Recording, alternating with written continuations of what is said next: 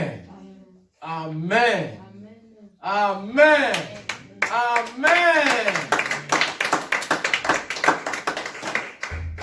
Vraiment, je suis très heureux de voir chacun de nous ici dans ce lieu. Et surtout que comme je viens de parler, que nous sommes en vie et en bonne santé.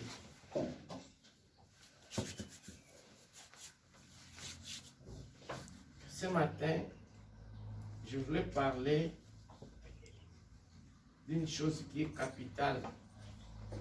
Parce que cette semaine, nous sommes en train de passer la semaine de l'Ascension. Le dimanche, ça sera le Pâques.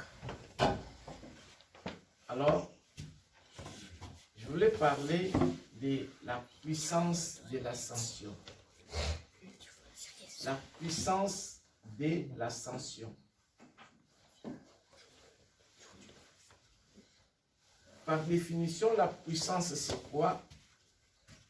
C'est le pouvoir de faire.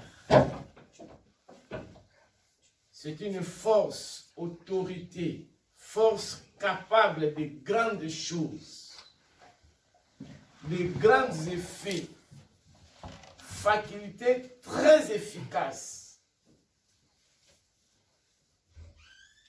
C'est la définition du pouvoir. Alors, l'ascension, c'est quoi? L'ascension, c'est fait allusion à l'enlèvement de Jésus-Christ vers le Père Tout-Puissant, le Dieu Tout-Puissant. L'ascension, c'est l'élévation miraculeuse de Jésus-Christ. Donc Jésus-Christ s'est levé. Il s'est monté au ciel en présence de ses apôtres. Donc après 40 jours de sa résurrection. Très chers frères et sœurs, en ces jours, l'ascension nous rappelle le passage de témoins entre témoins fidèles, les apôtres qui étaient les témoins fidèles de cette situation. Nous aussi, ce matin, le Seigneur veut que nous soyons des témoins fidèles. Les témoins fidèles, comment? En cherchant à mettre Jésus-Christ avant toute chose de notre vie. De mettre le Seigneur en première place. Vous savez pourquoi? Nous allons mettre le Seigneur en première place parce que d'abord c'est lui qui nous a créés. La Bible nous dit, tu aimeras le Seigneur de tout ton cœur. Tu aimeras le Seigneur de tout ton cœur.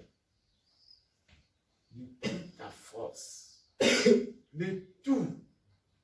Vous pouvez aimer tes enfants.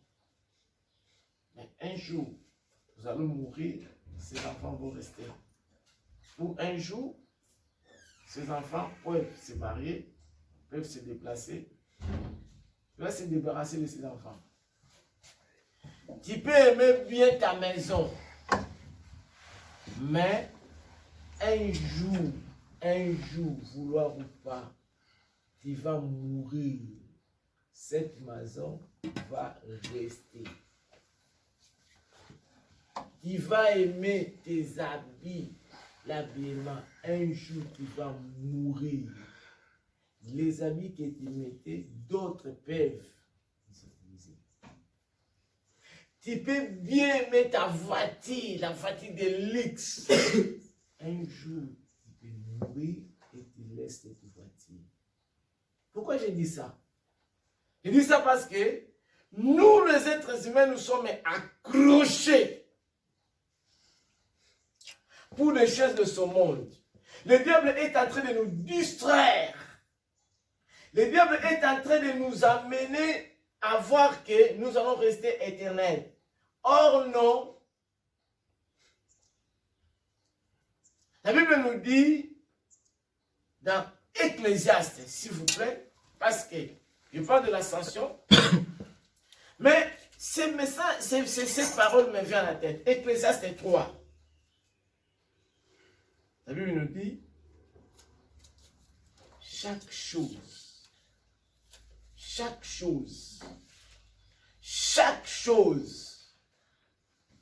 a un temps déterminé.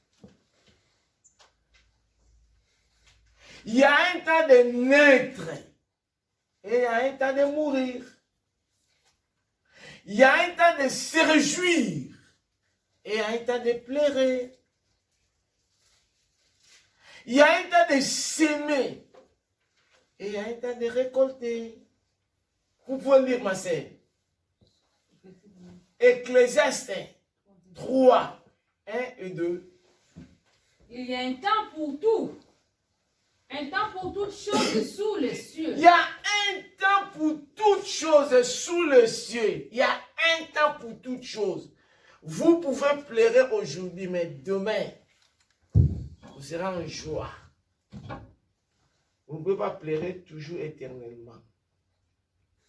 Vous pouvez être en difficulté aujourd'hui, mais demain, le Seigneur peut te suer des larmes. Continuez, ma sœur. Un temps pour naître et un temps pour mourir. Un temps pour naître, mais un temps pour mourir aussi. Donc, vous pouvez rester ici dans ce monde, 50 ans, 70 ans, 100 ans, mais il y aura un temps qui va quitter ce monde, vouloir ou pas. C'est le chemin de tout le monde. Un temps pour planter et un temps pour arracher ce qui a été planté. Un temps pour planter. Et il y aura un temps pour récolter ce que vous avez planté. Très chers frères et sœurs, c'est à nous de profiter de ces temps que le Seigneur nous a donné. Je vous ai donné l'exemple de mon ami en forme, un jeune de 50 ans. De 50 ans, il a fait 5 ans. Si je vous montre la photo, en forme, en très forme. Si vous le voyez, un beau garçon, en forme. Pas malade. Pas de symptômes. Paf. Il est parti. Nous devons être les témoins fidèles de Christ. Comme les apôtres ont vu l'enlèvement du Seigneur. Et le Seigneur veut que nous soyons des témoins fidèles. Mettre le Seigneur en avant. Mettre Jésus-Christ en première place. Mettre les choses du royaume en première place. Vous savez pourquoi?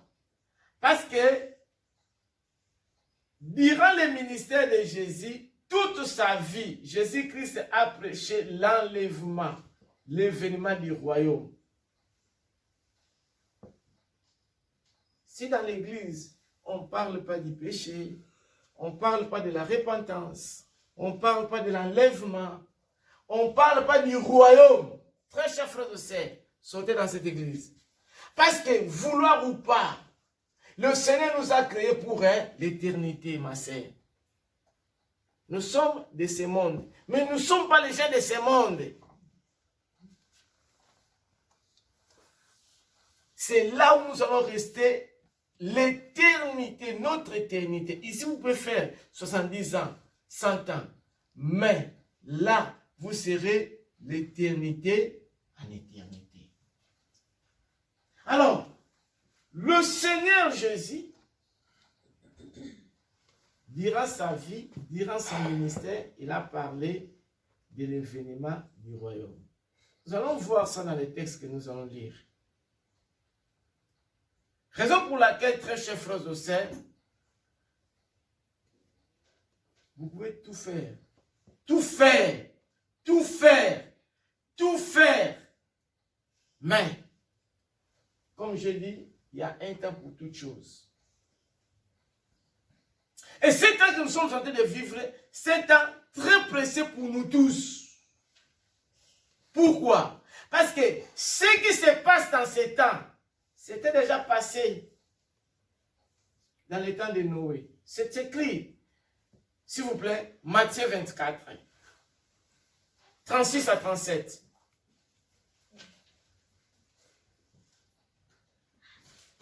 Matthieu chapitre 24, 36 à 37, je lis au nom de Jésus.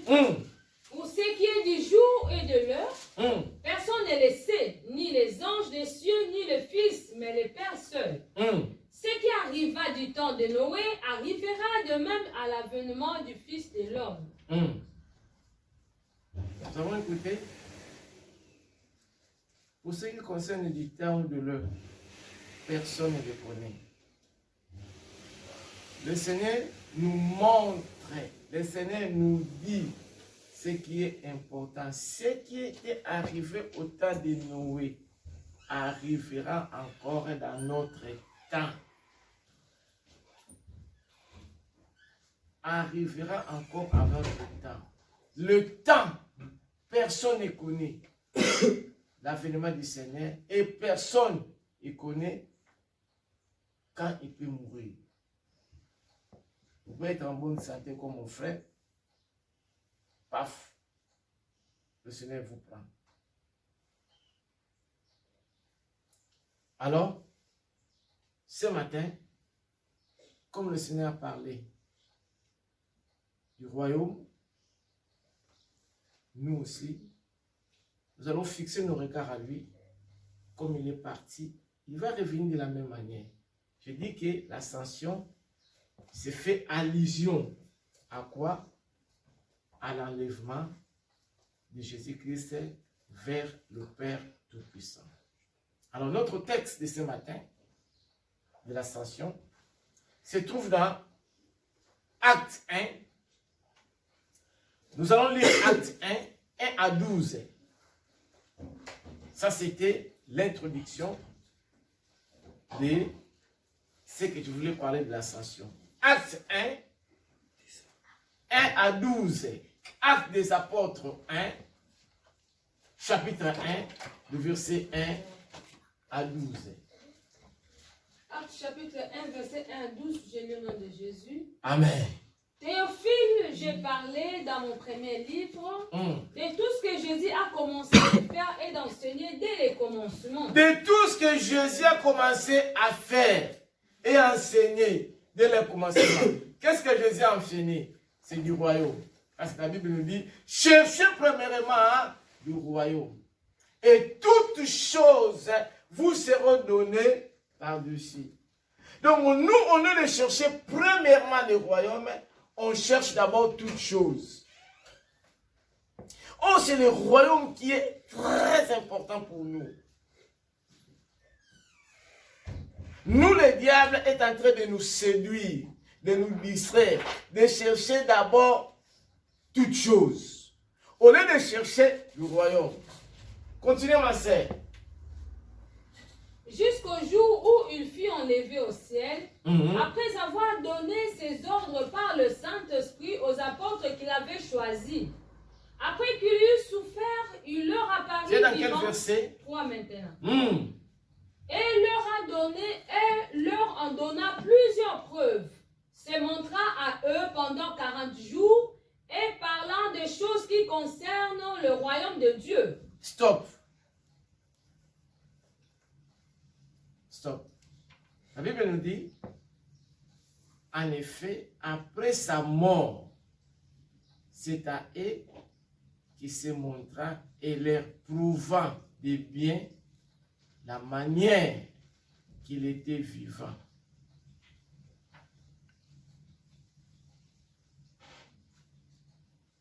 Jésus-Christ, c'est notre modèle. Les gens préfèrent le mal à la place du bien. Pourquoi? Parce que nous sommes des êtres humains, nous avons la faiblesse et le diable qui nous amène à faire du mal. Deuxièmement, les gens même ont préféré de tuer Christ à la place de Barnabas. Vous savez ça? C'est écrit dans Actes 3, verset 14. C'est une parenthèse. Cette parenthèse va nous amener à voir, à savoir qu'il faut demander l'Esprit de Dieu de nous conduire. La Bible nous dit, vous avez rejeté celui qui était saint et juste. Acte 3, 14, s'il vous plaît.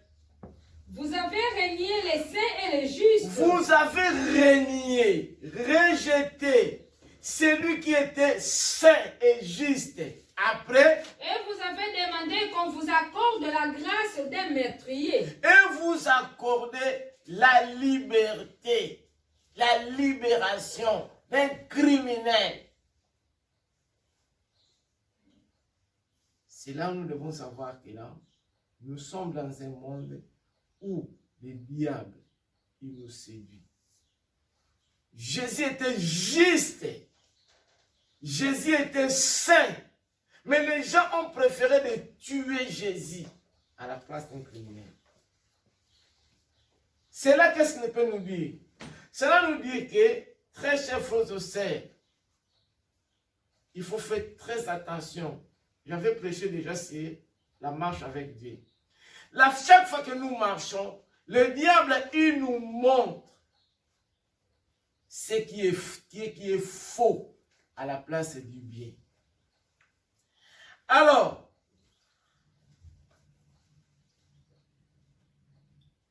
le Seigneur nous parle du royaume. Pourquoi?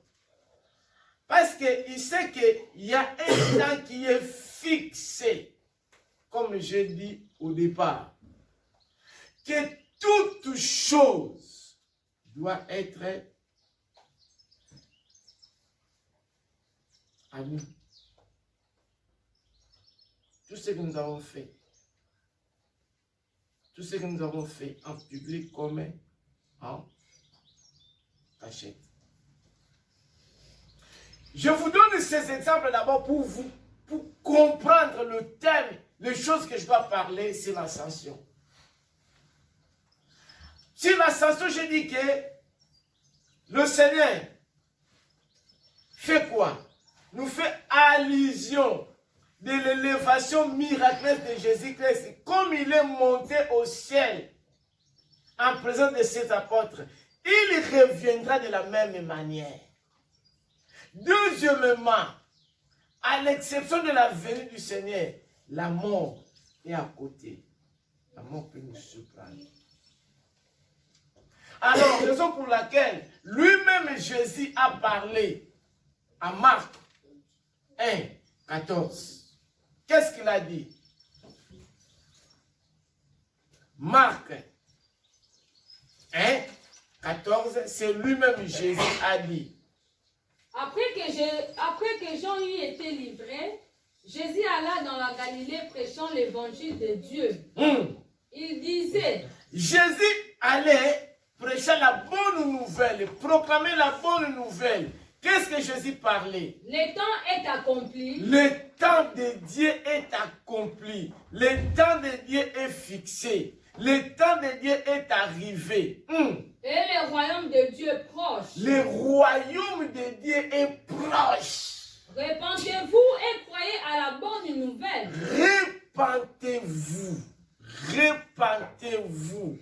Changez votre comportement. Croyez à la bonne nouvelle.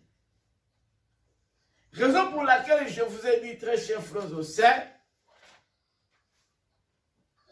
beaucoup de gens aujourd'hui veulent avoir des précisions sur le moment exact de l'avènement de Dieu du Seigneur. Mais Jésus lui-même nous déclare, nous dit que le royaume de Dieu n'est pas physique ou relatif comme ça à un lieu, mais dans la présence de Dieu qui se manifeste dans nos vies. Il dit, cherchez d'abord le royaume de Dieu.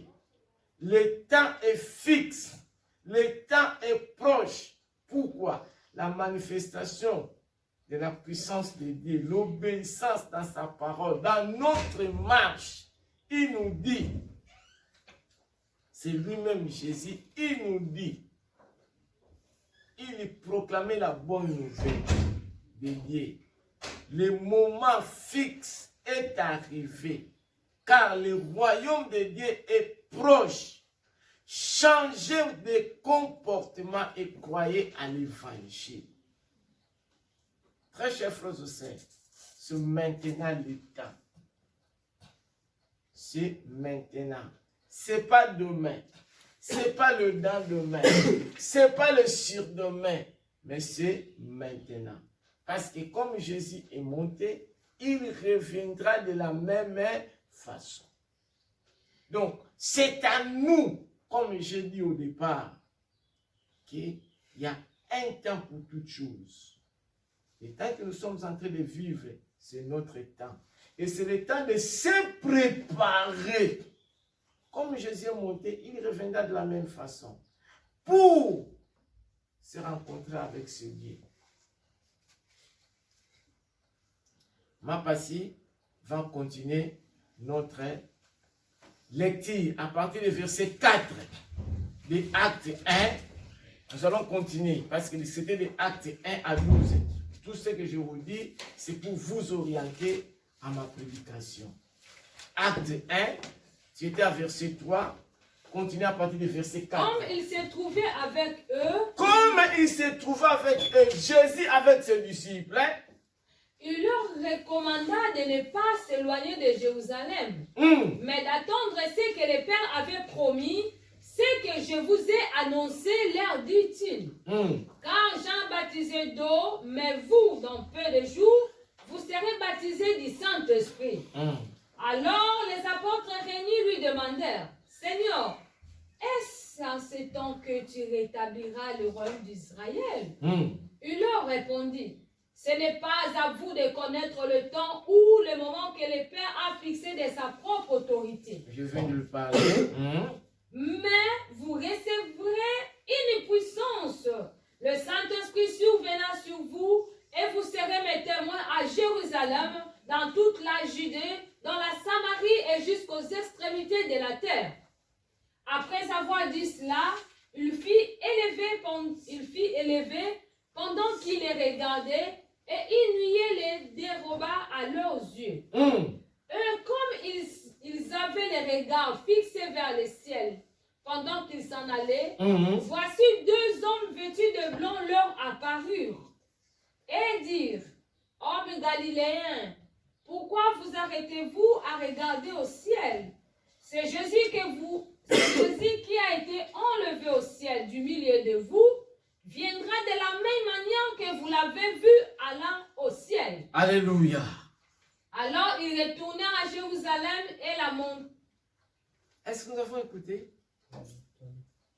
La façon dont il est monté, il sera comment? Retourner de la montagne. Très chers frères et sœurs, le royaume de Dieu ne vient pas d'une manière à frapper les regards. Le royaume de Dieu ne sera pas rendu manifeste par les règnes ou comment, mais dans le cœur de l'homme, par le moyen de la foi.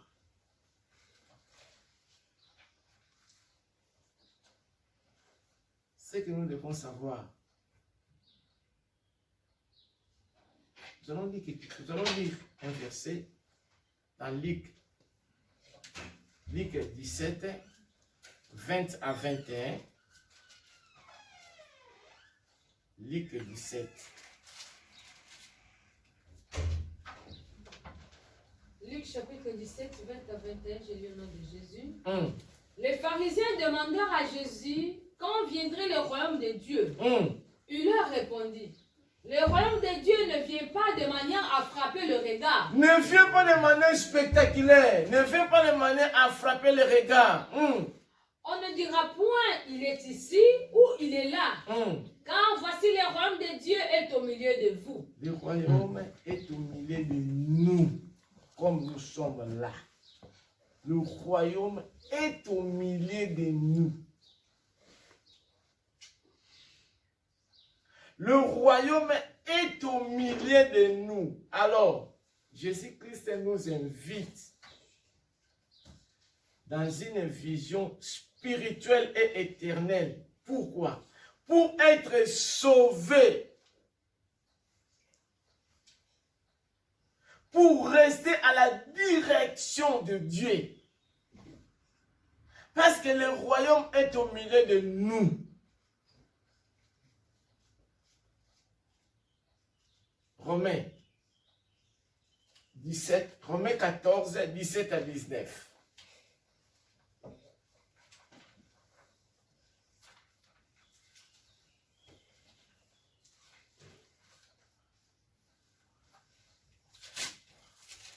Romains chapitre 14, 17 à 19, au nom de Jésus. Car le royaume de Dieu, ce n'est pas les manger et les boire, mais la justice, la paix Le et royaume la de joie Dieu est par la le justice. Saint-Esprit. Voilà. Le royaume de Dieu, ce n'est pas à manger et à boire. Ou le faire de fête comment. Mais le royaume de Dieu consiste à la justice, la paix, la joie qui donne le Saint-Esprit. Celui qui sert le Christ de cette manière est agréable à Dieu et Dieu le prouve. Très chers frères et sœurs, comme j'ai dit au départ, que ce matin, je voulais que tout le monde sache que les moments que nous sommes en train de vivre, de voir, Dieu nous appelle à s'approcher à lui. Parce que toute chose que la Bible nous dit, nous présente de la venue du Seigneur, on le voit. Il y a des maladies, il y a des guerres, il y a des difficultés, des problèmes qu'on n'a jamais vécus. Exemple, depuis que moi, je suis né, une telle maladie comme coronavirus, c'est la toute première fois. Je n'ai jamais vécu un stade de foot fermé, match en huis clos. Pourquoi? À cause des maladies. Je n'ai jamais vécu des choses qu'on est en train de vivre suite à cette pandémie. Confinement, c'était dans le monde entier. Je ne sais pas si vous savez ça. Dans le monde entier, tous les pays du monde. Confinement à cause de quoi? Coronavirus.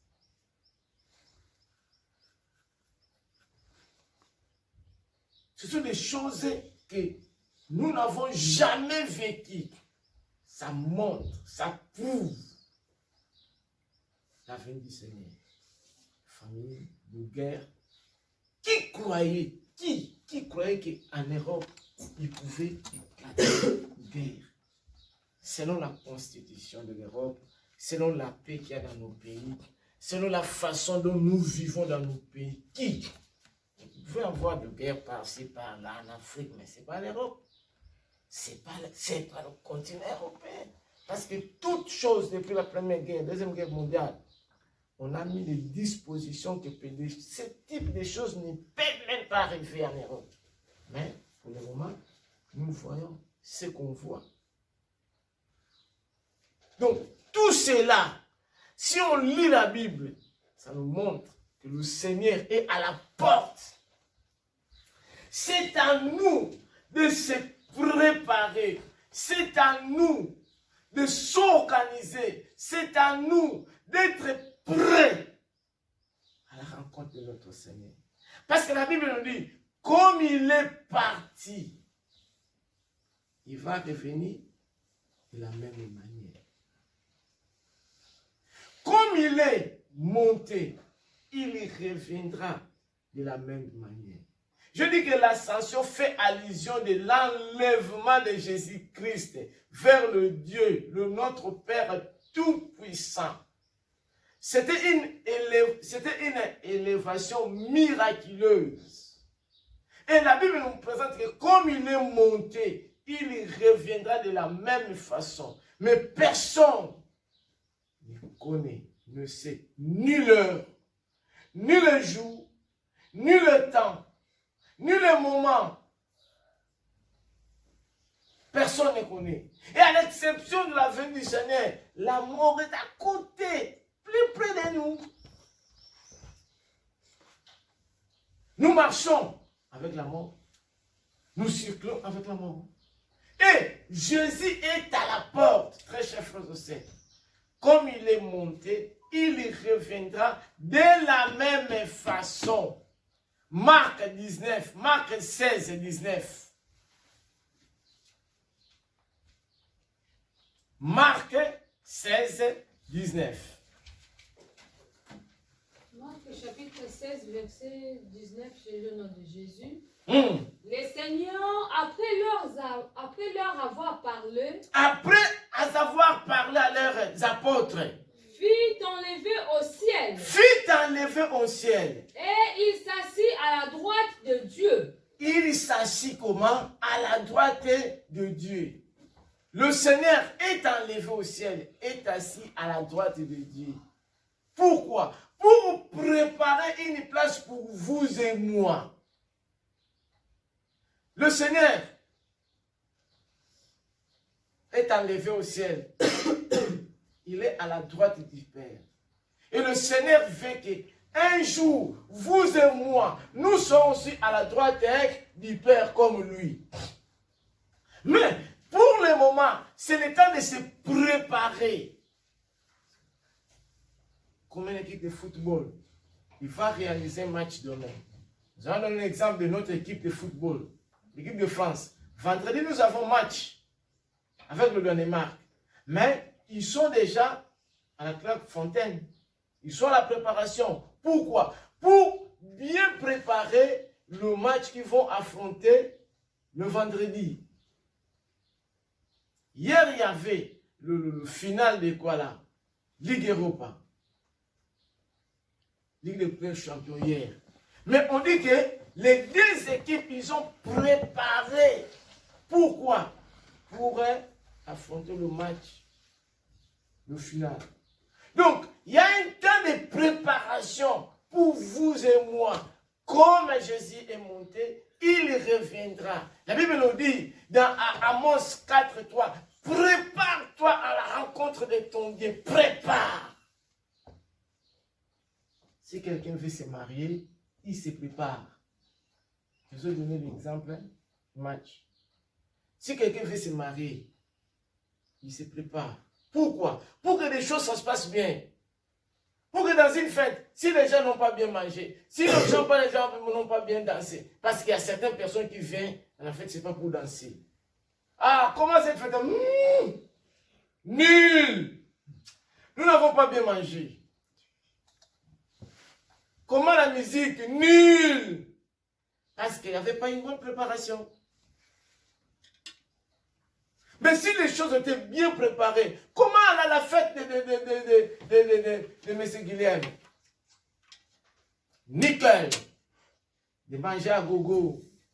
La musique. Jusqu'au matin. Pourquoi? Parce que monsieur avait bien préparé pour que les choses se passaient bien. C'est la même chose avec nous. C'est le temps de se préparer. Le moment où nous sommes en vie. Parce qu'on ne sait pas demain. On ne sait pas le lendemain. Je lis Marc 9, verset 7 encore.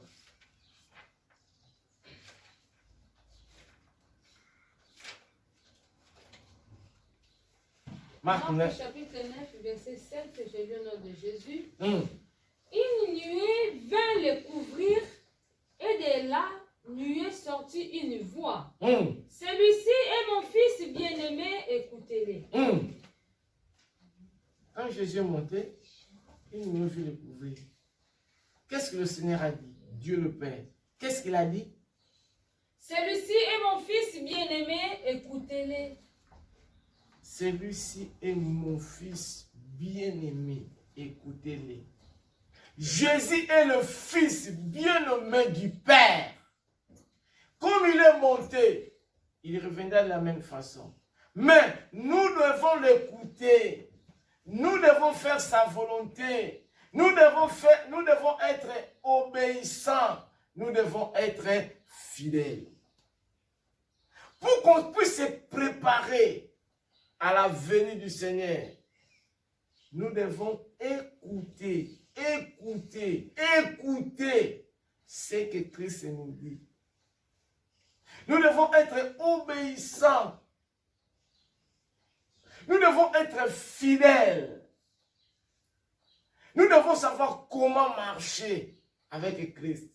Et puis la Bible nous dit, celui-ci est mon fils bien-aimé, écoutez-les. Est-ce que nous l'écoutons? Est-ce que nous sommes obéissants à Dieu, au Seigneur Jésus? Est-ce que d'abord nous l'avons reçu comme notre Seigneur et Sauveur? Le première chose capitale, il faut qu'on puisse recevoir le Seigneur Jésus dans ta vie, comme Seigneur et Sauveur personnel. Vous savez, nous devons amener une vie personnelle, toi-même avec Dieu. Pourquoi? Tu peux sortir d'ici en France, tu pars aux États-Unis, tu es toujours un enfant de Dieu. Tu peux sortir d'ici en France, tu pars en Japon, tu pars au Japon demain, mais tu es toujours un enfant de Dieu. Mais pour combien de gens, il était au Mali, un enfant de Dieu. Quand il revient en France, Dieu n'existait pas. Ah bon?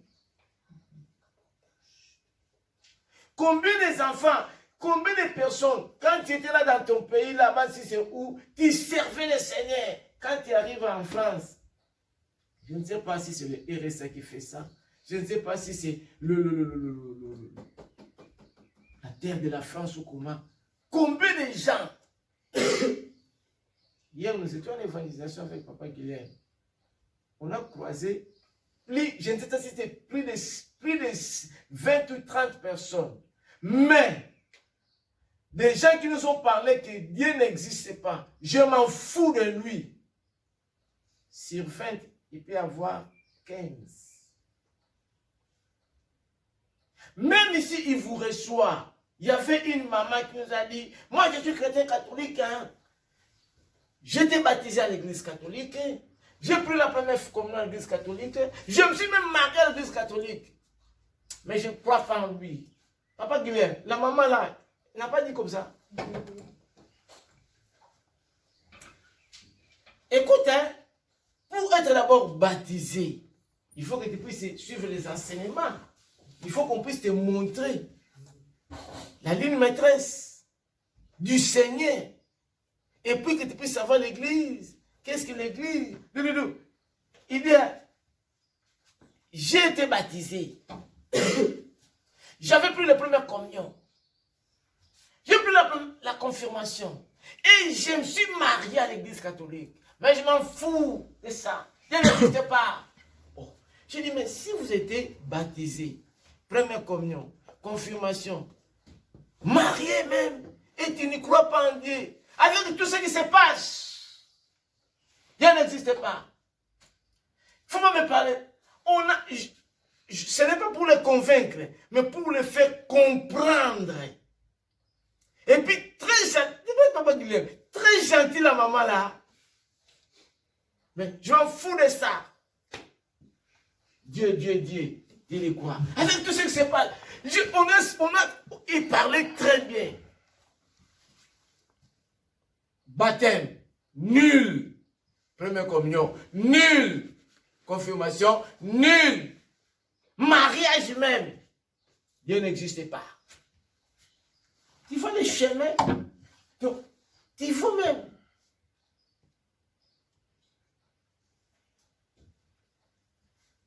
Celui-ci est mon fils. Qui est sorti? Une voix qui est sortie du ciel. C'est lui-même, Dieu le Père qui parle. Une voix qui est sortie du ciel, que celui-ci, c'est mon fils bien-aimé. Après, qu'est-ce qu'il a dit? Écoute-les. Est-ce que nous l'écoutons?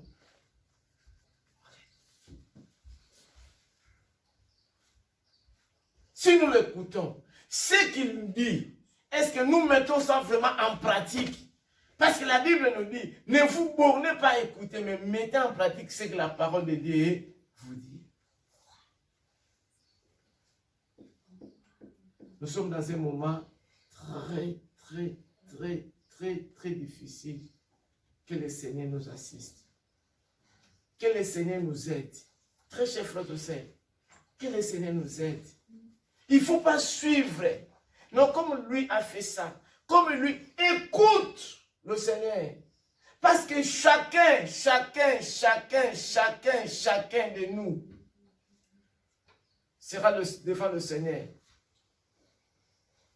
Chacun de nous va rendre compte de ce qu'il a fait, de ce qu'il a dit, en cachette comme en public. Chacun de nous, même les gens qui l'ont percé, nous allons rendre compte devant le Seigneur. Comme il est remonté, il venait de la même façon. Acte 2, 32 à 33, s'il vous plaît.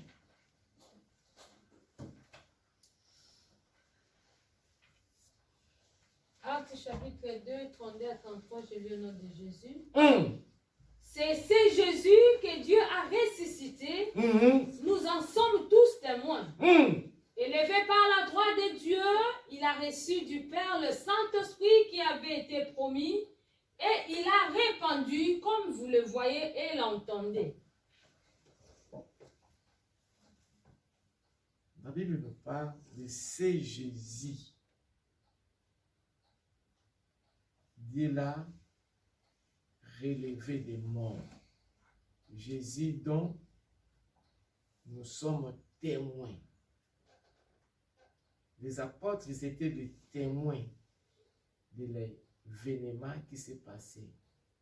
Et nous aussi ce matin, le Seigneur veut que par la puissance du Saint-Esprit, nous soyons les vrais témoins, fidèles témoins de Jésus-Christ, partout où nous serons, partout où nous irons, partout où nous allons être pour sa gloire.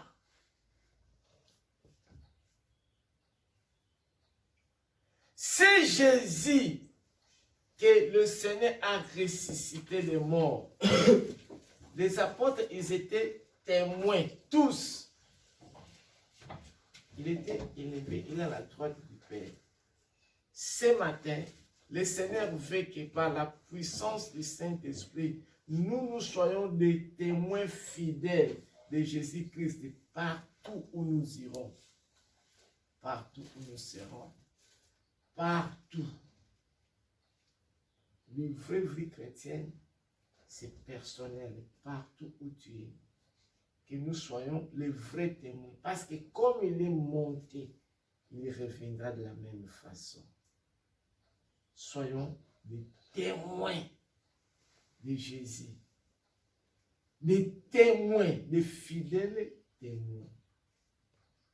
Parce qu'il est ensemble avec nous. Parce que si on dit chrétien, c'est comme Christ. Et Christ doit être en nous. Christ, on doit le témoigner partout où nous sommes. Ce n'est pas qu'en République dominicaine, tu étais, République du Congo, République centrafricaine, République dominicaine, République Canada. Tu étais chrétien, tu s'est comporté comme un chrétien. Tu viens au Japon, tu changes. Tu viens en France, tu travailles comme un chrétien, tu marches comme un chrétien. Tu pars aux États-Unis, tu changes. Non, partout. Nous devons être des vrais témoins. Des témoins oculaires. Des vrais témoins. Des vrais témoins. Des vrais témoins.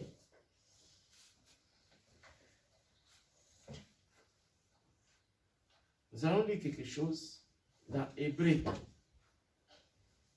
9, 24 à 28.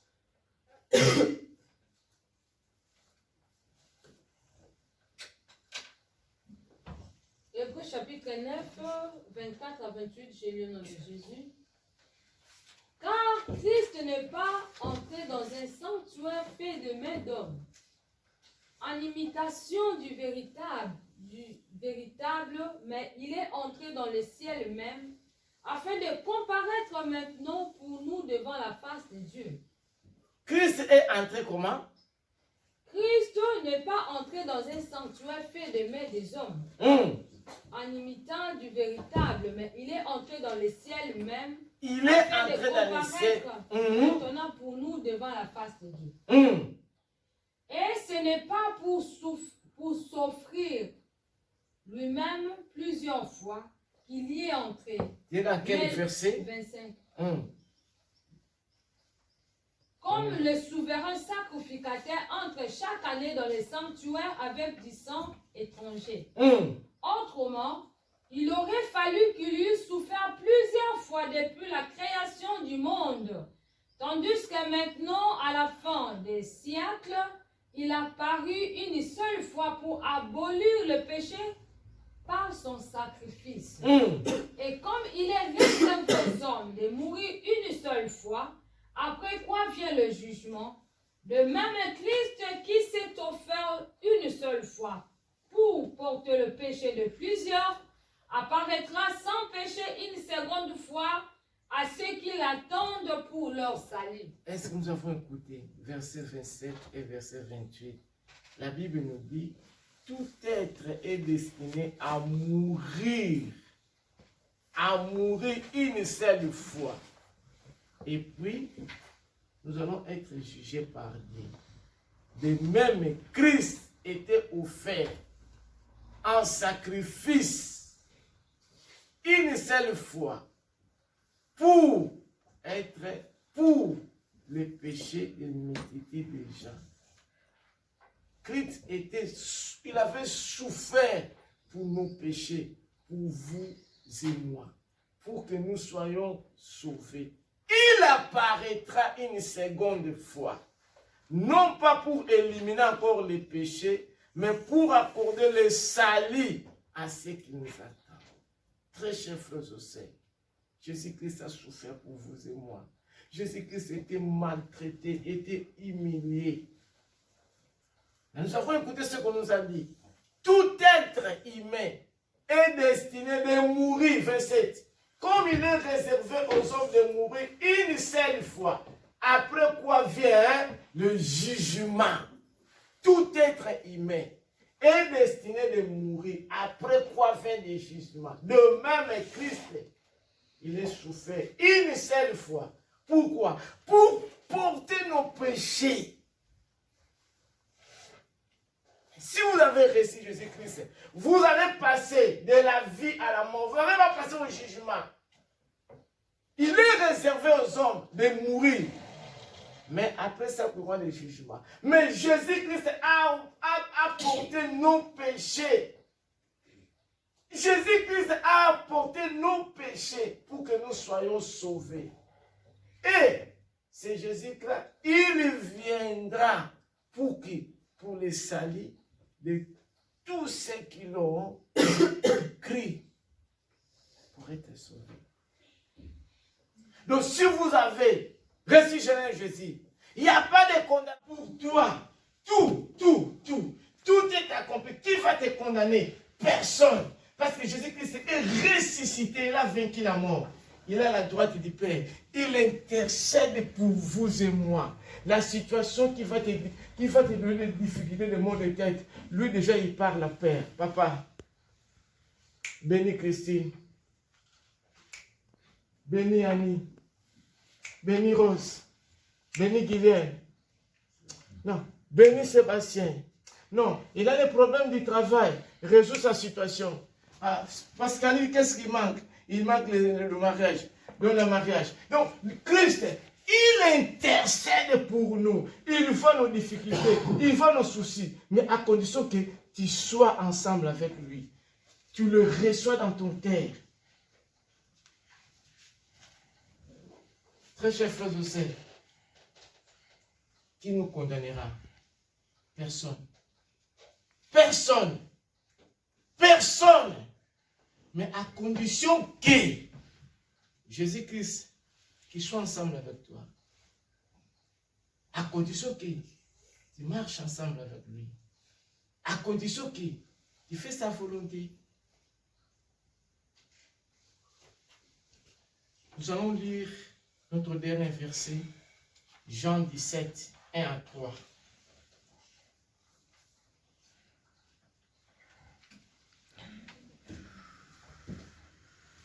Jean chapitre 17, 1 à 3. C'est lu au nom de Jésus. Amen.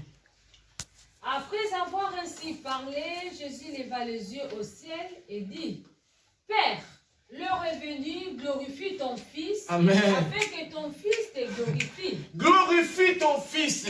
Ce matin, Dieu veut qu'on puisse se glorifier en nous. Dieu, il veut se glorifier en nous, mais des conditions que tu sois un enfant de Dieu tout fait. Qu'est-ce que Jésus a dit? Il leva les yeux, qu'est-ce qu'il dit? Père, l'heure est venue. Glorifie ton Fils. Glorifie ton Fils. Tu es humilié. Tu es humilié. Tu es malade. Ce matin, le jeûne veut te glorifier en toi pour que tu sois guéri. Quelle que soit ta situation que tu traverses, le Seigneur veut se glorifier en toi. Il dit, Père, l'heure est venue. Glorifie ton Fils. Afin que quoi? Ton Fils te glorifie. Tes fils te glorifient. Parce que si le Seigneur, il fait de grandes choses en toi, tu vas le louer, Amen. Tu vas le lever, tu vas l'exalter. Dieu veut se glorifier en toi ce matin. Il veut faire de grandes choses. Continue ma sœur. Selon que tu lui as donné pouvoir sur toute chair, afin qu'il accorde la vie éternelle à tout ce que tu lui as donné. Voilà. Jésus est là pour nous accorder la vie éternelle. Il dit, oh, la vie éternelle, c'est quoi? C'est qu'ils te connaissent, toi le seul vrai Dieu, le seul celui que tu as envoyé Jésus-Christ. Amen. La vie éternelle, c'est quoi? C'est de connaître le seul vrai Dieu et que c'est lui que tu as envoyé. La vie éternelle, c'est de connaître le vrai Dieu. Est-ce que nous avons connu le vrai Dieu? Est-ce que nous avons connu Jésus-Christ? Est-ce que nous l'avons reçu en nous comme notre Seigneur et Sauveur ce matin? Le Seigneur Jésus, la façon dont il est monté, la façon dont il va revenir. Mais il veut que chacun de nous, de lui connaître. Chacun de nous, de lui recevoir. Si tu n'as pas reçu le Seigneur Jésus comme ton Seigneur et Sauveur ce matin, c'est un moment important. C'est un moment utile pour nous de le recevoir comme notre Seigneur et Sauveur pour être sauvé. Parce qu'un jour, il reviendra. Comme il est monté, il reviendra de la même façon. Est-ce que nous voulons que nous soyons à droite, ensemble avec Dieu le Père, ou nous soyons à gauche, à l'enfer, pour la mort éternelle? Très chers frères et sœurs, ce matin, vous savez, ma préoccupation de quoi? Que le Saint-Esprit nous aide à louer l'Éternel, à le lever, à lui glorifier. Parce que comme il est monté, il reviendra de la même façon. Et le Seigneur veut qu'on puisse lui connaître, le seul vrai Dieu. Le seul vrai Dieu. Le seul vrai Dieu. Nous allons pousser le cri de joie. Nous allons la lever. Nous allons les glorifier. Nous allons l'exalter. Très chers frères et sœurs, Jésus, il revient très bientôt. C'est à nous maintenant de savoir se préparer à la rencontre de ce Seigneur. Ce matin, par la puissance du Saint-Esprit, le Saint-Esprit veut que nous soyons des vrais et des fidèles témoins partout où nous serons, partout où nous irons, partout où il va nous envoyer pour sa gloire. Nous allons prier pour notre prédication. Prions.